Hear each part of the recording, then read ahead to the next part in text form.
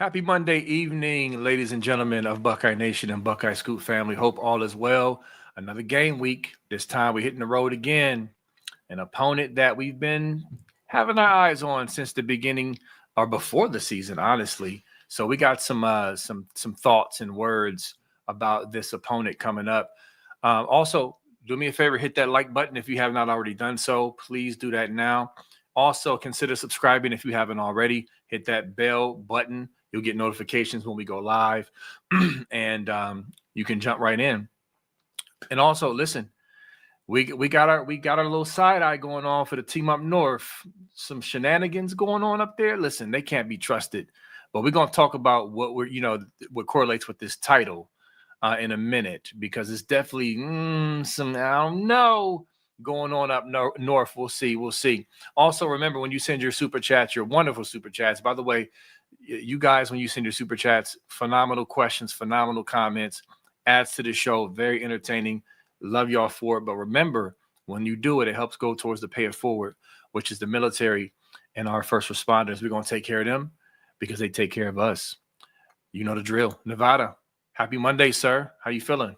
I'm feeling great, man. It's a great weekend. Some great great stuff going on, and some weirdness going on in that Michigan game. I'm telling Yeah. you, some weirdness going on up in Michigan. That I'm excited. It made me kind of go back and take another look, and yeah, things that make you go home. So some weirdness going up in Ann Arbor for sure.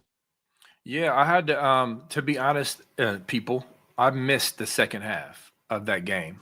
I was out running around adulting and I missed the second half. And so there were, several people who mentioned to me, about the game and what was going on in the last drive. And so I had to go back and watch myself. And I was like, really? And I took some notes on what Clapp and your boy Gus Johnson said. And so I'm gonna let Nevada kick it off because I think he really has a lot to say about it. But I definitely my eyebrows were raised, and we're going to get into the Illinois game. Okay, we're going to ask, is this a trap game? There's people, multiple people calling this a trap game. I have my definition of trap game. We're going to get into that, but we're going to talk about that game as well. But we're going to start out with this, Nevada. Let's dive right in. What makes you, first of all, raise your eyebrow? Let the people know exactly what was weird about that game and then kind of go into your thoughts about it. Well, here's the situation. It's Wisconsin at Michigan this weekend. Um, Wisconsin is losing 24-10 at the end of the game. Now, what's interesting about that is that the betting line was minus 17 and a half. Yeah. And what was also interesting about this is this was the game. Every week there's games that are flagged by U.S. Integrity as potential, I'll say betting irregulars, where more than a percentage, it's all by algorithm. They all have, artificial intelligence because there's so many games going on. And so they're flagging games for unusual betting patterns and things that just merit taking a look at. And they'll have, you know, 20 games a weekend that are flagged that they'll be keeping an eye on. Well, this is one of the games that was flagged for irregular betting activities. A lot of activity on Michigan on this game. Well, Michigan is a 17 and a half point favorite, and they're up by 14, which, so, if you're not a better or you're in betting parlance, it means they need to score more points to cover the spread in order for people that bet on Michigan to win the game. They need to win by more than 17, and they need to win by 18 points or more, and they're only up by 14. So Wisconsin, attempts an onside kick late in the game, does not get it, has three timeouts. They're down 24-10, chooses not to use their timeouts in the game. So they are not calling timeouts at the end of the game. In other words, they're capitulating. They're saying, no mas, we surrender. We're not even going to call our timeouts. And so if anybody, you guys have all watched football before, the clock runs, and they, generally teams run to the middle line or take a knee or do whatever. And well, Michigan isn't doing, Michigan's passing. They pass the ball with a minute to go. Yeah. And then they get a first down.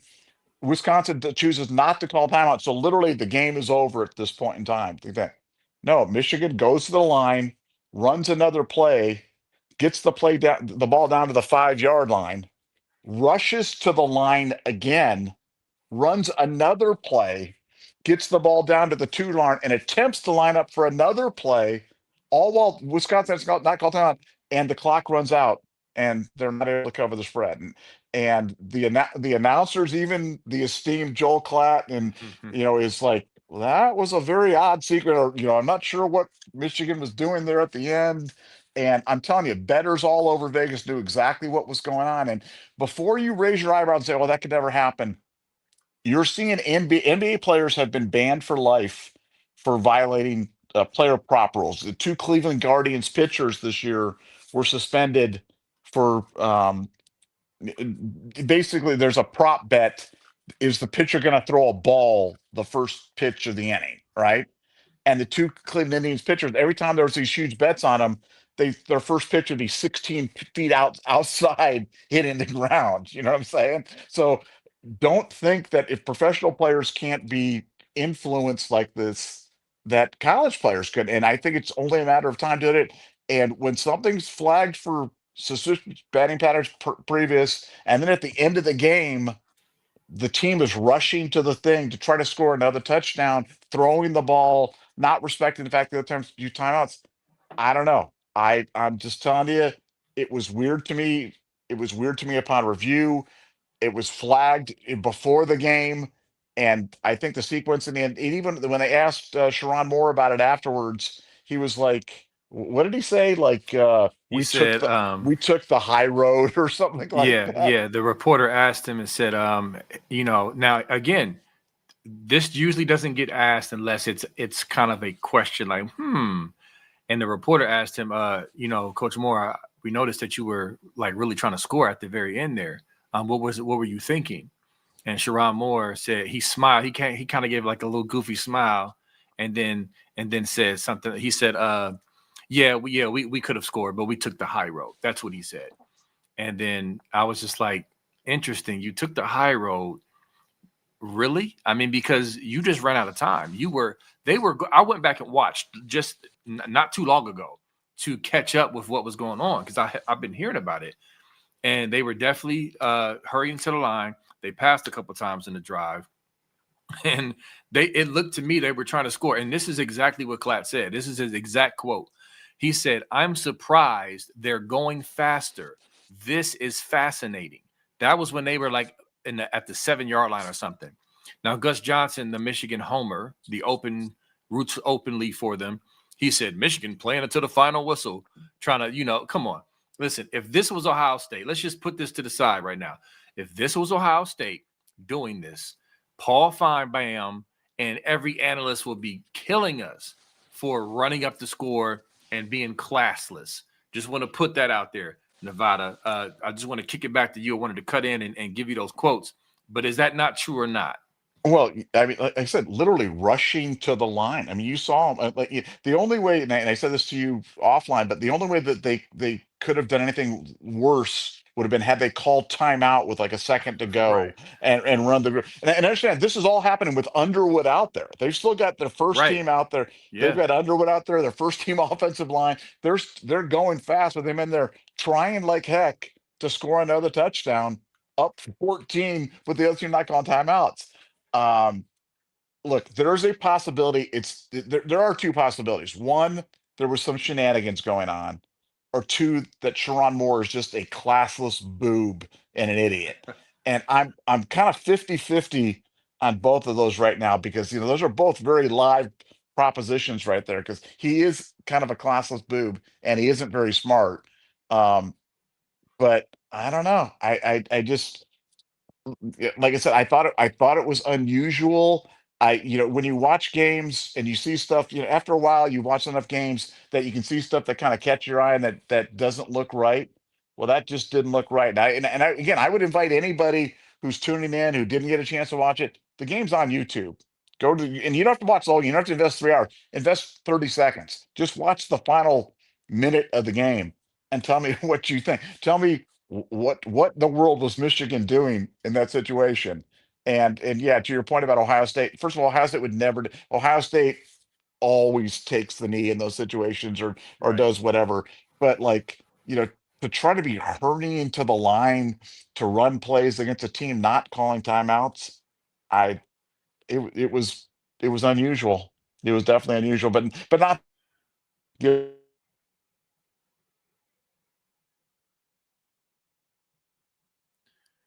Nevada, can't hear you, buddy. May have lost you. Last words were unusual, but then it froze up. So if you need to drop off, I'll bring you back in. Michigan But and there you go. You're back. Okay, actually, you're not. You dropped off again. So we'll wait for Nevada to get back. But I was just going to add that, listen, man, I don't put nothing past the cheaters up north. They have no shame in their cheating. We saw that. With the NCAA report, it was actually worse than we thought as far as everything they did. They destroy evidence. Their fans are standing on business regarding their cheating and do not care. So why would we put this past them? And also remember, Nevada. I'm sorry. You know what? Jump back in because we lost you after you said I I just said it was just totally on brand for them. It was just yes. That's completely which is what I was just saying. yeah, yeah. I mean, like, sometimes you see things and you're like, well, that's totally out of character. Well, no, this is completely in character for Michigan. Right. Nothing about this is surprising or anything like that.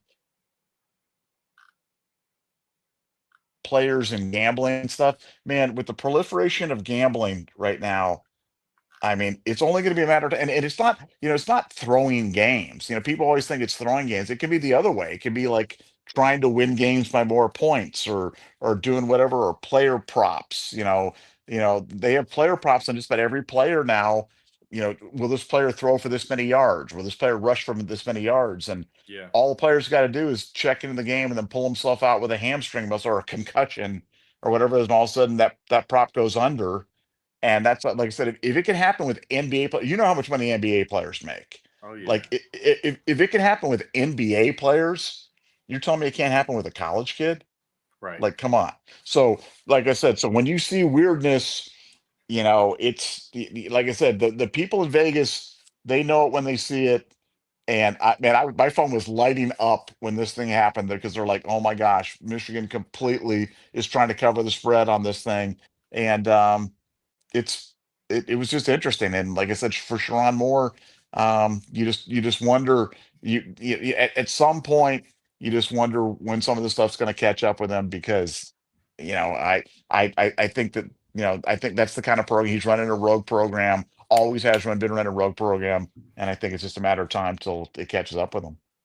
Yeah. Yeah. Definitely. I mean, but you hit on what I was basically hitting on when you were gone. Is that it's definitely on brand. Like, why would we? First of all, it's enough to see when you go back and watch to raise your eyebrow for any team, but let alone them and their track record and the fact that they're not willing to own up to their transgressions. I mean, the NCAA came out, they laid it out in the 70 something page report. We know they cheated. It was worse than we thought. The COI screwed everybody by not laying down the required punishment that comes with that infraction level. We know the story on that. But the point is that the whole world knows they cheated. So, and also remember the Justin Spiro episode we did months ago where he brought out all the stats about the spreads and and how crazy it was when Connor was here and how it basically went right back to where it was before. The point is, why would you trust a recent proven cheater? Or why would you give them the benefit of the doubt? Just saying. So it's definitely, side eye worthy at minimum, and at the it's just goofy and classless. Any other team would Yeah, get yeah, pegged as yeah, but classless. B, think about it this way. Name me the only coach in all of NCAA that's operating under a show cause right now in NCAA football. Who is that? Who is Sharon Moore? That is correct. That is correct. I mean, like, so, I mean, this is Scandals the for guy. 200, Alex. So it's like, you can't give this guy the benefit of the doubt. I mean, Yeah, this is what's going on, and I mean, it's so blatant in terms of when you see that stuff, and you're like, wow, yeah, how can they keep getting away with this? But like, it's right now it just looks funny and it's weird because there's no solid proof tying anything to it, but it sure looks funny, right. and it'll be interesting to see if anything comes of this. as they dig, more into this, and as they can tie. It's tough to tie this stuff back, but man, it looked weird. It looked weird in real time. Everybody in Vegas was thinking it was looked weird in real time. And the ironic thing again is that they missed again and didn't cover again. So Michigan continues after this incredible streak of 3 years where they covered it like 70% of the time. Now they can't cover a spread for their life. What's changed, B? I can't put my finger on it. Me either. I, Yeah, I yeah, I don't know, man. I yeah. mean, the changing climate, the new world of Yeah. NCAA, It could be like global warming, climate global change, warming. whatever it is. Good It's Lord. something. Yeah. I mean, listen, it's just it's pathetic. For those out there who root for Michigan to win so they can be good when we play them, please get off that wagon. Especially now in these days and times with that program. Listen, Nevada, I've always been a lose every game. Michigan needs to lose every game guy. I've never been I want them good. The 1-2 in 2006 was great. Sure. I wasn't hoping and praying and wishing for it. When it happened, it was cool, but I'm not wishing for it. Lose every game. Okay. And especially now. So just Well, they just got well saying they it. well, they got one Come on coming up over. this. They got one coming up this weekend. They're going to USC, Yeah. and that's a very losable game for them, man. That's a very USC is losable. -3, right? Yeah, USC is actually favored in the game. So this is gonna be an interesting one for them. I think it's kind of like USC struggles to stop the run, but Michigan can't stop the pass. So Right. it's kind of like we're gonna see a battle between those two teams on that. So it's gonna be a fun one. But we got to take care of our business in the morning, then we can enjoy watching Michigan lose later on in the day. That always makes me happy. Absolutely. And shoot, I mean, for real, we can transition to that. And talk about that because this game is interesting. And before we get into that, I'm going to show Nevada. I want to see what the people think, if I can pull this off or not. So, what do y'all think? What do y'all think? Twins, you think this could be a good Halloween costume? B Moses is Maddie P. Tell me that ain't twins right there, Nevada. I'm not seeing anything on my screen right now. I'm seeing a blank screen right now. Now maybe Nevada is I'm seeing, oh, there it comes up. It There it just is. came up. It just came up. Yeah, I think it's spot on, man. I mean, I got a little bit of a tan, more of a tan, but Yeah, I yeah, but you, mean, you guys are both there though. That it is eerie how much you guys look. You got to get the hoodie kind of going yeah, on. Your beard is a little too well groomed too. You know what I'm saying with that? Like it I needs to be gotta a I gotta be little. clean, man. Yeah, it kind of looks like you need it like Robert Redford and Jeremiah Johnson or something like that. Kind of that mountain man beard kind of thing that kind of going out there or something like that. But Yeah, no, man. it's looking good. Yeah, I like it. I may be able to pull it off. So we'll see. We shall see. Still got my number 2 pencil right here. Boom. Oh, But yeah, yeah. So look, let's talk about this Illinois game, Nevada. Let me kick it off with this. Y'all heard me before the season call this game out as a potential challenging, tough game, kind of scary game. I'm not as adamant about that now that the season has played out and we've seen both teams. However, I'm still on some we better be prepared. As much as, irritating as Brett Bielema is, he's a good coach. Okay. Illinois is not a great team, but they're a plucky team with a good quarterback, um, good receiver. They're fine. They're not great, but they're plucky enough, in my opinion, at home where you better come and play. Put your foot on their neck, or it could be potentially squirrely and dicey in the third quarter type of team. That's how I feel about it. Okay. So I lay that out to say there are some who are concerned about this even more so than I am. We have a thread on Scoop, Nevada. I'm sure you've seen this thread. It's entitled Game from Hell coming up Saturday. Okay. JV Perts, shout out to JV Perts. He's the OP. He said, I hate playing there. It sucked in 2002, although a beautiful late afternoon, late fall, one for the ages kind of game. In 2006, worst game we played the whole year besides the 10-week layoff. And then it wasn't that fun in 2008 either. Then it says Urban played them in the post-Zook era, and they were back to being absolute trash. So But then he said it's not a Big Ten environment we are super duper used to playing at because this is like the sixth visit there in 25 years. Their coach is great and their team will be ready to fight us for every second. So Nevada, is this the game from hell to you? And then we're going to ask about the trap game definition because I have an opinion on that, but I want to get your thoughts about how you feel today about going to Champaign on Saturday. I mean, I'm concerned. I mean, I'm you know, I have a healthy level of respect for Illinois. I think we opened as like 15, like two touchdown, better than two touchdown favorites. Mhm. Could we, just make that look, low and just crush them? Sure. But Luke Altmaier, the quarterbacks, he's a good quarterback. He's not thrown an interception this year. Oh, 12 I didn't know touchdowns, that. no interceptions. Oof. He's 70% completion percentage. Which, in the old days we'd be like, wow, 70% completion percentage. But now we Right. got Julian saying at 80%. We're like, oh wow, it's only 70%. But he is at Illinois too. You know what I'm Like it's saying? mid. So Yeah. yeah, mid. But no, so they've got a good quarterback who can throw the ball. Defensively, they're not very good.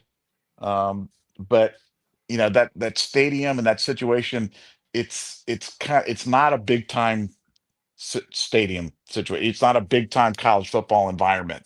And as we talked about before the Washington game, I mean, the good thing about Washington, for Washington's sake, was great home field advantage, beautiful stadium, sold out building, all that stuff, right? Yeah. But as we talked about before the Washington game, that fires up the Buckeyes when they go out there. You know what I'm saying? Like that. Nothing like bringing the guys together, being in a super hostile environment, big time game, big time environment, kind of rise to the level right there. Well, Champagne's completely different. Champagne's like, man, you got to generate your own enthusiasm because Yeah. it's not there. And that's why you wonder, why has Ohio State struggled there sometimes? It's because, I mean, look, the coaches will tell them they're ranked. They're 17th in the country. Their quarterback is not throwing an interception. Key road game. I mean, you'll tell them all these things. But the players saw Illinois get beat by 50 points at Indiana, Ugh. um, which look, I know that was at Indiana and the game was not at Illinois and everything, but I have a feeling that this game's going to be closer than we might think that the game might be. And I've had a pretty good handle on the way this game, and I hope I'm wrong. I hope that we all just laugh at Nevada at the end of this, and be like, "Oh, Nevada, you big dummy," you know what I'm saying? But if we've shown any susceptibility, for our defense, and that's we're only surrendering what, 5 points a game or whatever it is. But occasionally teams can pass the ball against us, and Illinois can pass the ball, and the quarterback can move around a little bit, and so I think it's going to be a good challenge for us. And I'm telling you, I am of the mindset. I'm certainly of the mindset in every game, but more so than in just about any game, other than the Michigan game. Just win. I don't care if we win by Yeah. one. I don't care if it's ugly. I don't care. Just win the game, because look, we saw us at Washington, and it's easy to get into that the final score and be like, hey, we won 24-6, it was an easy one, blah blah blah. But that was what, we were down 3-0 in that game till late in the second quarter. You know what I'm saying? We were up 7-3 that game at halftime. So that was not a game that we took control of from the very beginning. It's choked them out, and like, that was a losable game. Yeah. Had they not tried that stupid fake field goal where we were completely ready for it and everything else. So I mean, I just think that we're gonna have to be ready and have to play good football. And I think we're gonna find out a lot about this Ohio State team. Now, the good news is there is no coach in the history of college football that has been better at winning these games than Ryan Day. True. No, you know what I'm saying? Like, Yeah. he has had the Buckeyes ready for these situations. He's an uncanny ability to get the team ready for all opponents, but certainly these unranked opponents, or ranked opponents like this, or lesser opponents, whatever you want to call it. So, it makes me feel good that we've got Ryan Day in charge. It makes me feel good that we've got Matt Patricia, that we've got a defense that seems to carry and get better from week to week, and an offense that absolutely showed big time signs of life last week. In throwing the ball. And in running the ball, where Bo Jackson continued to shine, but James Peoples had his best game ever as a Buckeye there too. So Yeah. I think we've got way too much talent for them, and I don't think they can cover our guys. But maybe I just have post traumatic stress disorder from games in Champaign in the past. I think the game's going to be closer than people. So to me, I think this one absolutely qualifies as a potential trap game, just because the environment kind of lure you into thinking, man, I'm at a high school stadium, and before you know it, you walk out of there and you're in a dogfight. Yeah, interesting. One thing you mentioned about the post traumatic, the PSTD, post traumatic strip PTSD, is that I'm wondering myself, like, do I have PTSD? For two reasons. The Illinois games over the years at in Champaign have seemed to be dicey.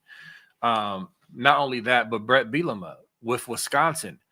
We've had some battles with Wisconsin when Brett Bielema was there. We lost to them in 2010 when Terrell Pryor and the number one Ohio State Buckeyes went into Madison and got beat. Remember, they had James White, J.J. Watt. They had a good team, and they jumped on us. And so maybe I'm thinking to myself, maybe that's it. But um, listen, there's no Juice Williams running out there, or they had some NFL guys on that team. I don't know, man. It could be, the PTSD. So I'll admit that maybe, but again, Brett Bielema is a good coach. Illinois is a solid, fair team that you just got to be ready for. Now, as far as trap game goes, my definition of a trap game, like if you're ranked, it almost, in my opinion, eliminates you from being a trap game. Like again, I've said this before.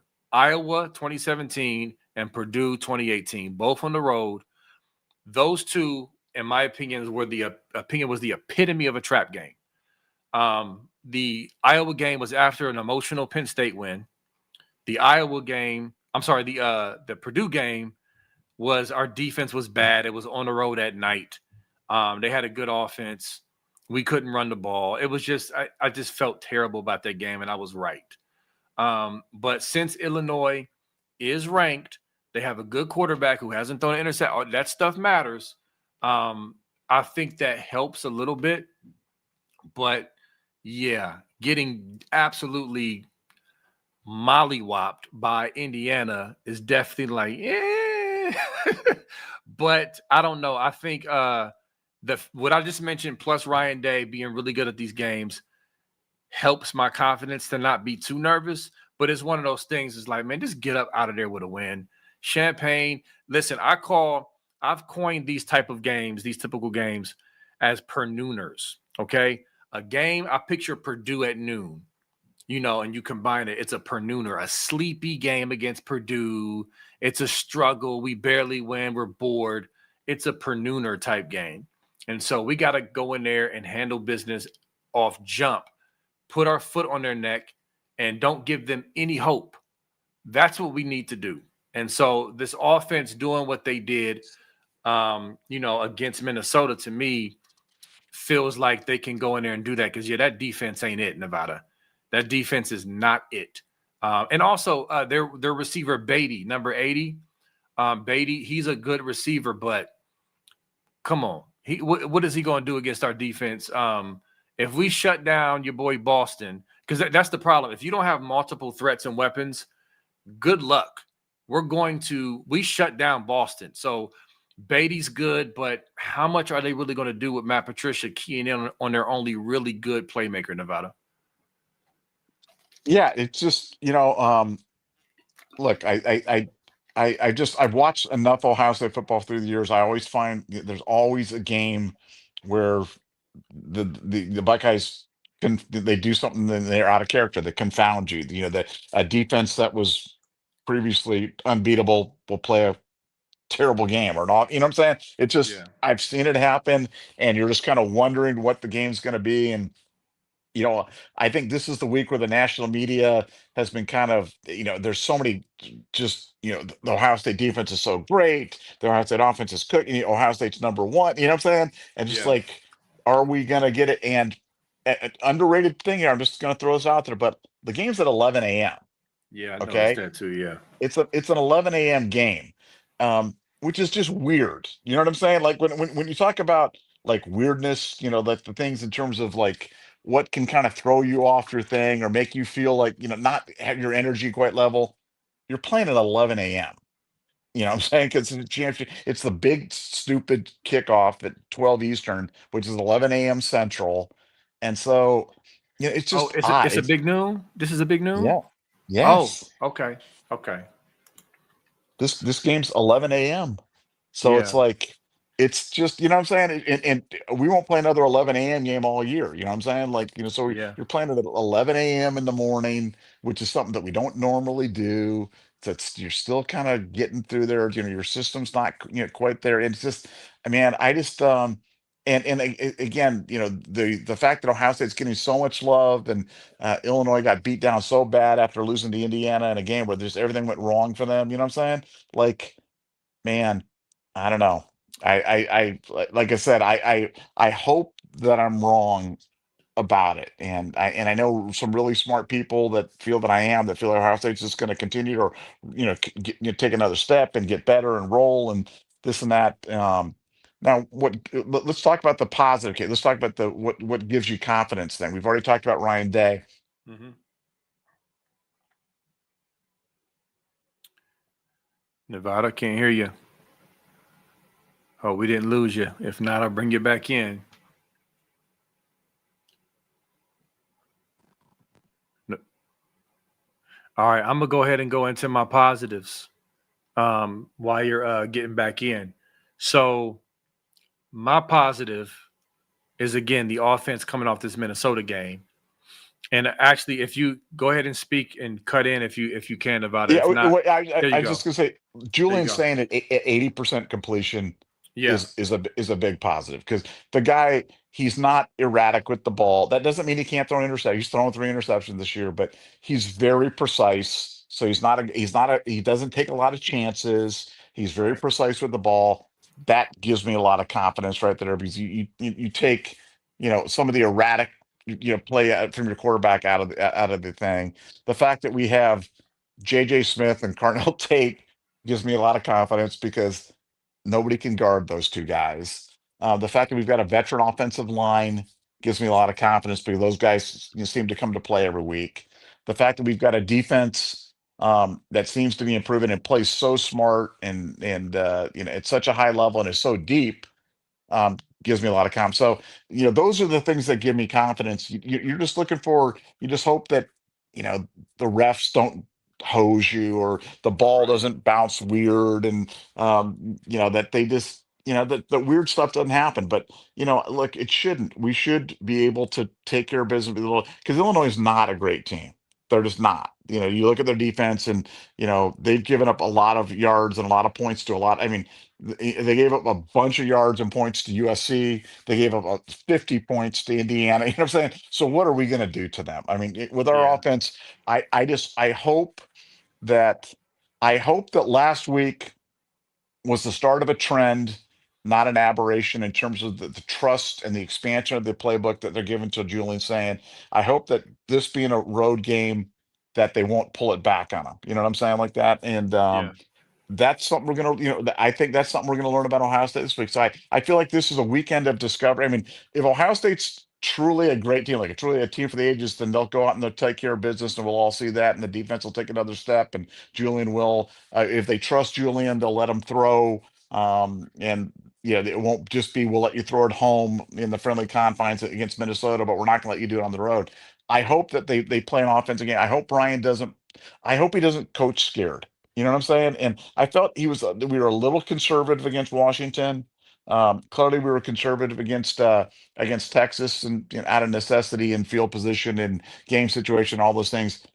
I hope we just let her rip tater chip against Illinois and let the chips fall where they may. But that's just a personal opinion.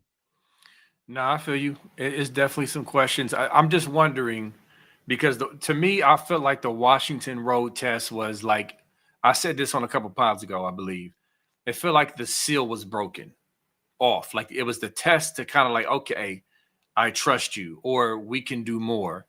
That's just my opinion, because that environment was so pumped up, and people were predicting the upset and all the other stuff. So, and then you got the Minnesota game, breaking out the offense. So to me, I feel like the natural, excuse me, natural progression is to open up the reins a little bit at Illinois, is what I'm thinking, especially with that defense that they got out there that's just not good. So with that said, Nevada, what do we do? Do we, because I've asked you this before, do you kick or do you receive? In this case, because there's two reasons I'm asking this.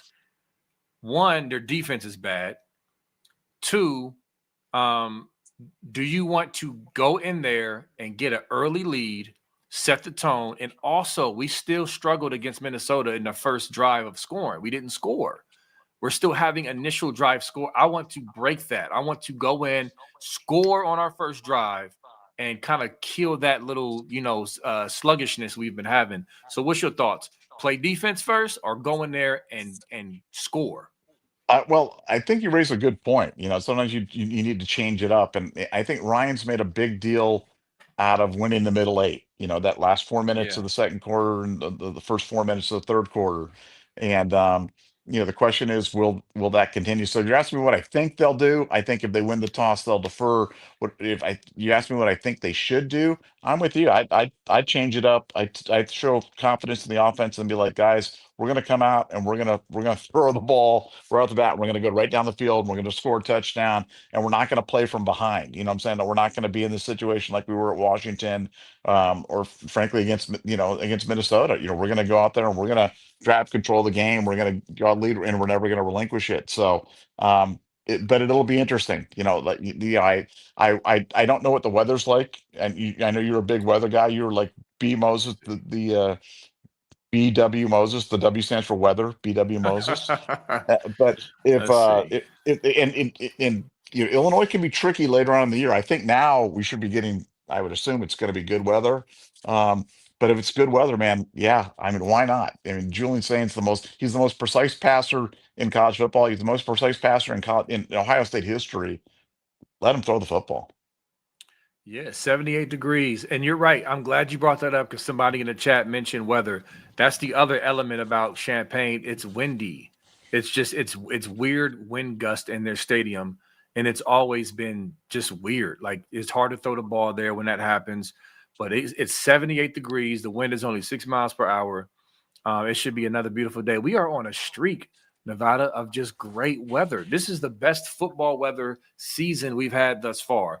Now watch me jinx us, and we have a monsoon in a couple weeks against Penn State. But yeah, great weather in Champaign, so that's definitely good. But I'm leaning towards getting the ball and going down and scoring, slicing them up, executing, because Ryan Day has to be like, listen, man, we have to finish these opening drives.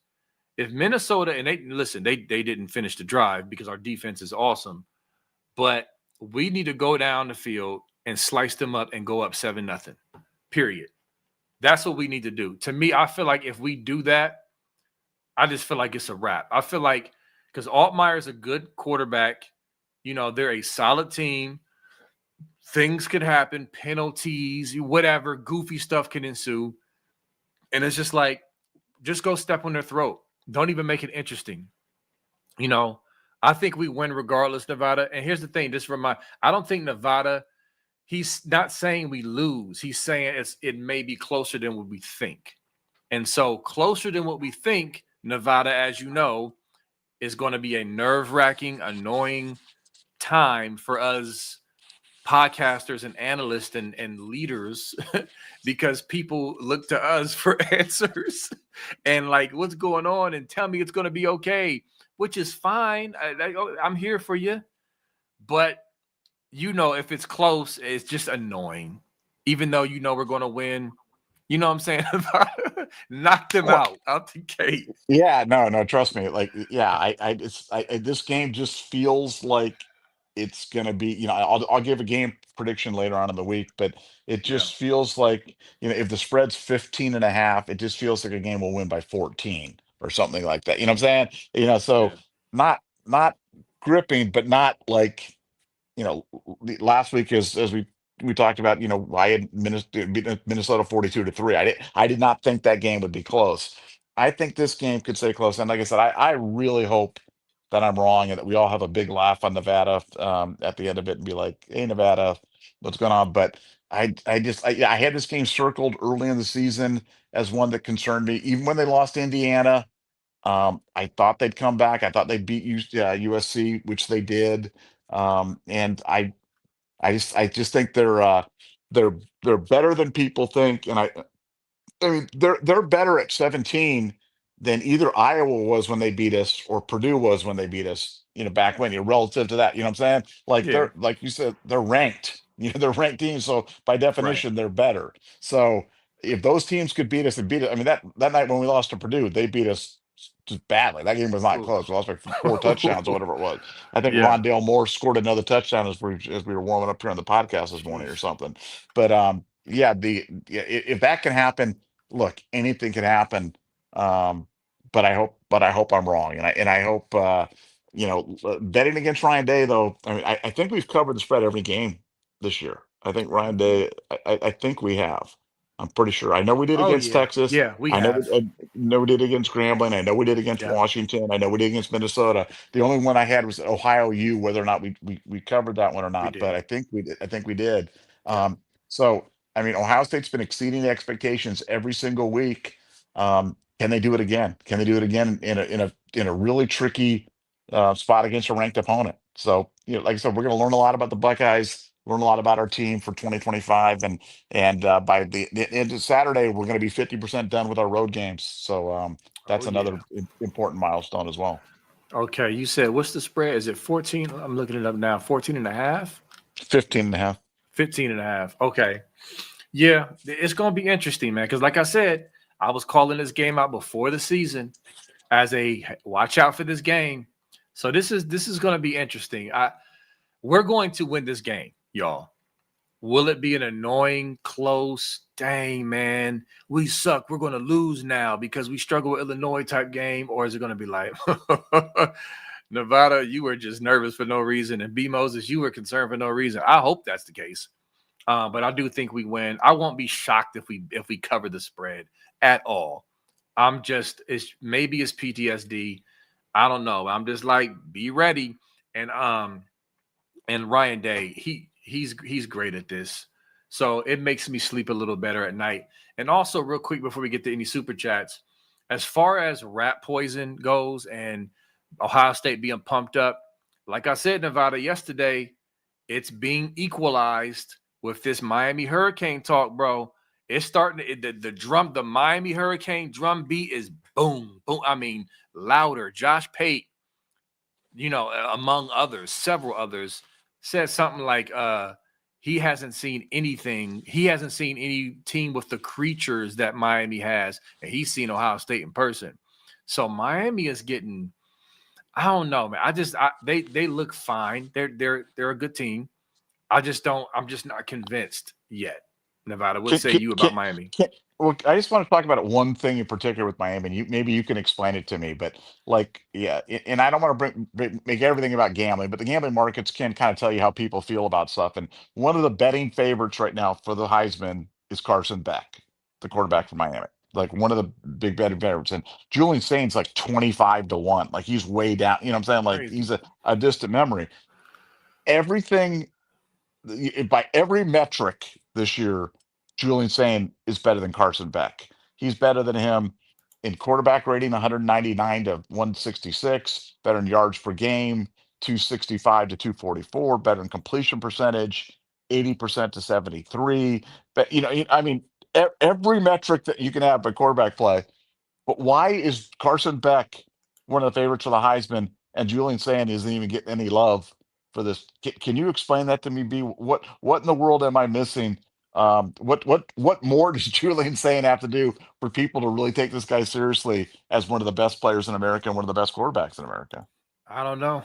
I mean, because when you showed me that graphic earlier this morning, remember, and I said he's not up for Heisman. It makes no sense. I don't have an explanation. I don't know. I just don't know what it is. Is it because Jeremiah Smith is overshadowing him? And according to the national media, um, Now, I have no.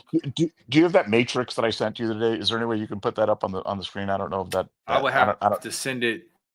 Yeah, Nah, don't worry I about would it. have to It's send not a it big deal. to my email. Basically, it's one of those things where you look at the chart, the XY axis thing, and you see Julian saying up there in the upper right hand quadrant above everybody. Uh, he's just dominating college football right now, and I feel like other than the Ohio State fans and the people on this podcast, it's almost like people don't know, and you look at it kind of go, well, they haven't played anybody. We played Texas. I mean, we played the toughest out of conference game of anybody in the country this year. We played Texas. We played at Washington with the longest home winning streak. I mean, so it's not like we haven't played. It's not like every game's been against Coastal Carolina and Old Dominion and Furman, Right. and what I'm saying, he's doing it against good, solid competition. He's the best quarterback in the country by a mile. But it's like it's almost like people aren't really seeing.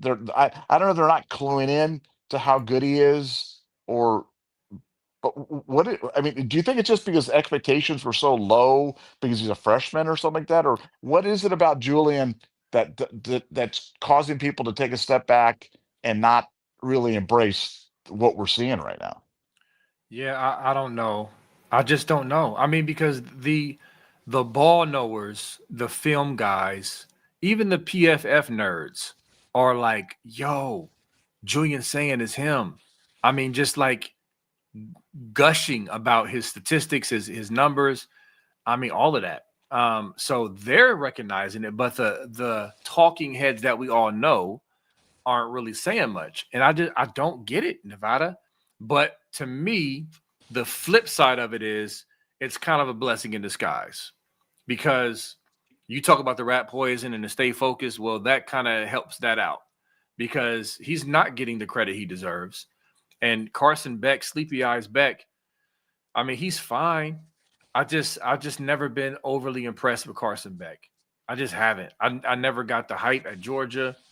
He's cool to me, but that's cool. Let him keep sleeping. I mean, shoot, even Oregon, Dante Moore is getting more love than Julian saying from analysts and NFL. And I mean, so Oregon and Miami talk is curving the praise Ohio State is receiving mainly about their defense.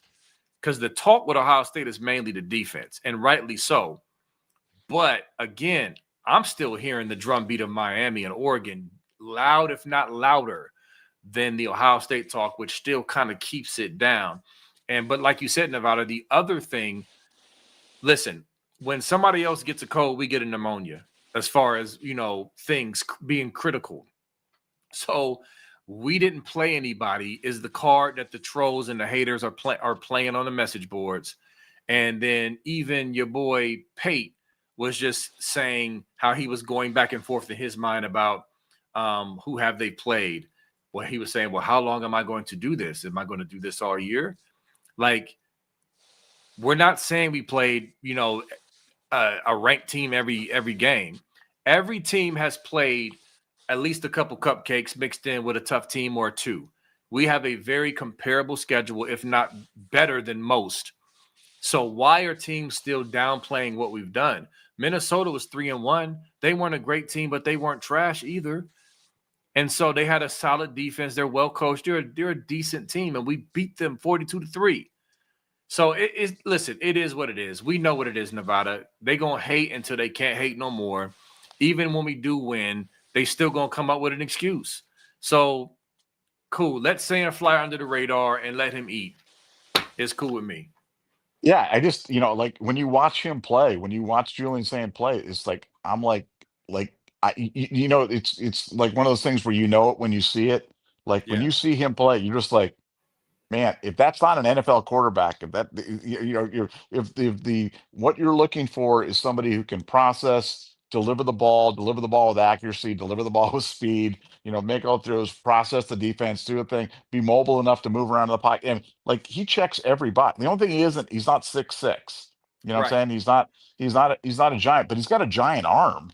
You know what I'm saying? Like, and he doesn't have a noodle arm. He can throw the ball with a touch. I mean, so yeah, I just find it fascinating. And again, it wasn't like he was a low rated kid either. It's not even like, Right. I mean, this is a 5-star kid who won the Elite 11. So like, how are people not like clone in? But no, I agree with you. There is an element that's good, in terms of keeping you humble and keeping them sharp and things like that. But I just wonder what some of these people are watching, because I'm looking at Julian Sand, and I really feel like we're watching greatness played out right in front of us, and I feel like a lot of people are missing that. I do as well. I want to hit a point real quick, and we can go to super chats. But before I hit that point, I want to say I do think Nevada. There's a psychological factor with Julian saying size. I really believe that, man. I believe there's something more to that with people as they judge him. Not only his size, but his appearance. He's His like a appearance, he's like a yeah, Gerber baby, like the little yeah, California. Oh, he's yeah, like a little kid. I mean, why am I blanking? Joe Germain. Joe yeah. Germain had an arm. He was accurate, but if you saw him in Walmart, you'd be like, "You the quarterback?" It's like it's the one of those type of things. And I've stood next or close to Junior saying, "Okay, he's not dinky, okay, by any means, okay." And I can make the judgment because I'm 6'4". I can I have a good measure on who's tall and whatnot. I was standing next to linemen who were towering over me. Saying is not a dinky kid. He's just not Will Howard. You know what I'm saying? He's not Terrell Pryor. He's not, you know what I mean? Like we've had some big kids. Haskins was not small. So Justin Fields, I can go on and on. So I think that has something to do with it psychologically, Nevada. Before, did you want to say something about that before I go into my last point? No, I think you're right on. I think it's his baby face. I think it's the baby that people look at and they see like Jermaine's a great example. Jermaine was always underappreciated because yeah, he looked like he was some little kid off the flag football team or something like that. Yeah. Yeah, for sure. And the one last thing I want to say, and shout out to my guys, I always shout them out, Mike P and Dewan. We were talking earlier, and my dude Mike was like, why doesn't the national media? Because again, as Ohio State fans, we know what we deal with. Haters will try to act like we're overreacting. No, there's too much evidence and too much data. We get treated differently. Okay. You know, heavy is the crown, you know the drill. But Mike P was like, we have a freshman quarterback, a true freshman running back, and a sophomore wide receiver. Like this team has some the main top three guys are young guys. Now, listen, we know JJ Smith played last year and he tore it up. The point is, he's only a sophomore. If this was any other team in the country and we have three freshmen or two freshmen and a sophomore as our premier top three guys, that will be played up big time, big time. And it's just not. It's just like, meh. Like, to me, that's kind of weird, Nevada. Or are we tripping? Well, but one, it's a great point. And on top of the fact, we're the defending national champions, B. Right, We're, right, we're the defending national champions with these fabulous freshmen and sophomores leading us. We're number one in the country in 2025, and you and I don't want to get ahead of ourselves, start talking about 2026, but we know how right, good we're going to be in 2026. So it's like, yeah, right. at some point, people are going to have to dial into the fact that this is kind of crazy what's going on right now, and we're right in the middle of it. And I have to pinch myself and remind myself that we're the defending national champions, because that seems kind of surreal that that actually happened, but it actually happened. And the fact that we might be better this year in 2025 than after losing 14 draft picks, um, is kind of a crazy thought, but that's not a crazy thought. We might be better. Yep. So I'll take it. I'll take the Miami talk. I'll take the Oregon talk as we kind of semi fly under the radar. I mean, to me, the combination of that with Ryan Day, his experience and his ability to get these boys to stay focused makes me feel a lot better about all of that mess and all that noise. And Stilly Matt, BJ, I don't know if he ate any of my cheesecake or not because I didn't like take a picture before I left it in the refrigerator to see if he nibbled at it. But that cheesecake, when stars align, the Hershey cheesecake was fire. Like I didn't, I switched up. I usually get the Oreo Dream Yeah, or the Reese Cup one, very good. and then the s'mores. I used to get the s'mores, but I tried the Hershey's. It's just Hershey's cheesecake. Really, really good. I was very surprised at how good it was because it's kind of plain. It's just Hershey's. Nah, it was fire. So I wanted to say that before we get to super chats, Nevada. Appreciate that, man. Little dessert review here on the channel. I appreciate that as always. Absolutely. I might have to grab me another one this weekend because it's just like shoot, that I'm was on point.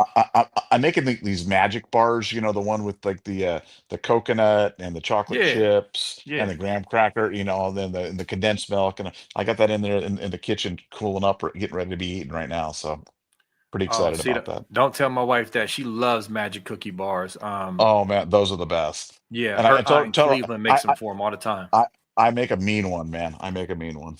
Oh yeah, you're going next time you come to Columbus, you're gonna Yeah, have to I'll bring some. in the carry-on bag on the plane, so I can so I can try them for sure. All right, cool. Let's jump into these super chats.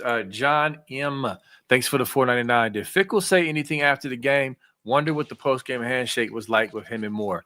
I didn't watch Fickle's post game, um, so I don't know, but I'm sure Fickle was thinking to himself like, I'm not calling any timeouts. We did the onside kick, and then we shut her down.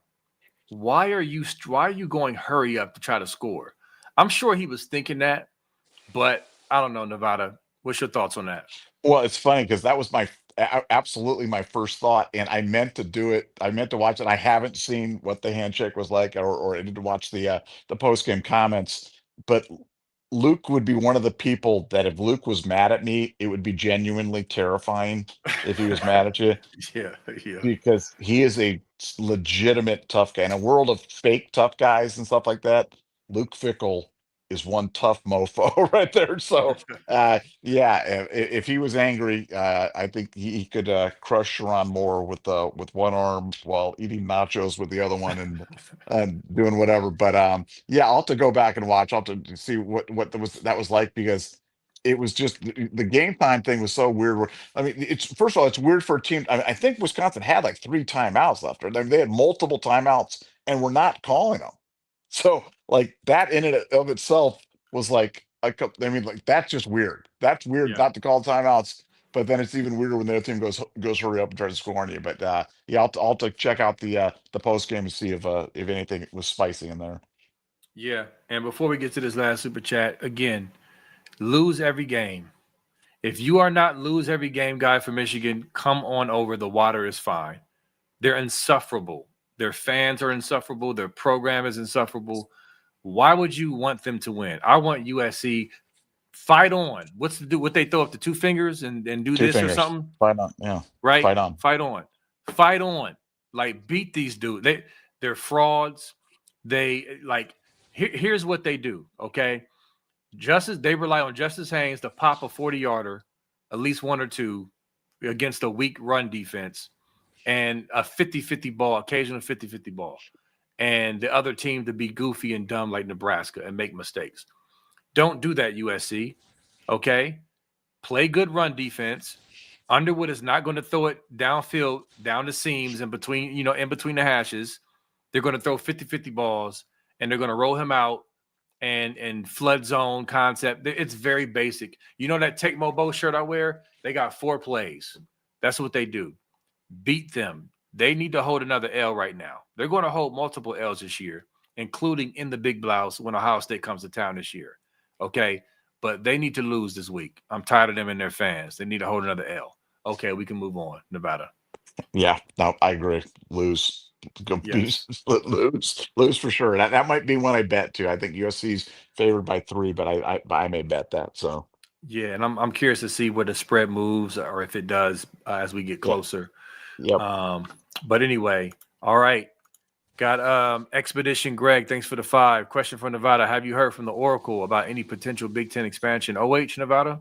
I oh I have not asked him, but I can. I'll talk to him later this week. The Oracle was battling some health issues. I think he's on the better side of that now. Has been a little bit more active lately, and so prayers for him. But I'll check on that. Expansion's been a little bit quiet lately, as they've been kind of there's been, yeah, I think with I wouldn't call it the solidification of the ACC, because I think that there's going to be another round of when the ACC breaks up, which I think is inevitable. Um, there's going to be it's going to be a jump ball for those teams, but I'll check to see which ones are leaning the Big Ten's ways, because the Big Ten's not done expanding. They'll get to 24 for sure, and I think it's just a matter of time. Yeah. Again, I mean, Big Ten, they're the big dog. That's just it. They bully the SEC into going to 9 games. Big Ten is the Big Ten, so they're gonna do what they gonna do what they need to do.